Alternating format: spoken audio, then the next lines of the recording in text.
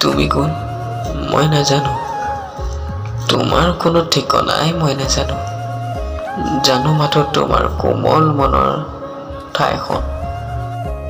তোমাক প্ৰথম দেখাৰ পৰা মই তোমাৰ প্ৰেমত পৰিছিলোঁ।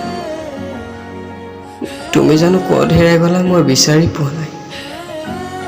তোমাক এবাৰ চাবলৈ বহুত মন গৈ আছে। তোমাক ক'ত বিচাৰি পাম, তোমাৰ কথা ভাবি উজাগৰি থাকোঁ গোটেই নিশা। কি জানিবা তুমি মোৰ কাষলৈ আহা।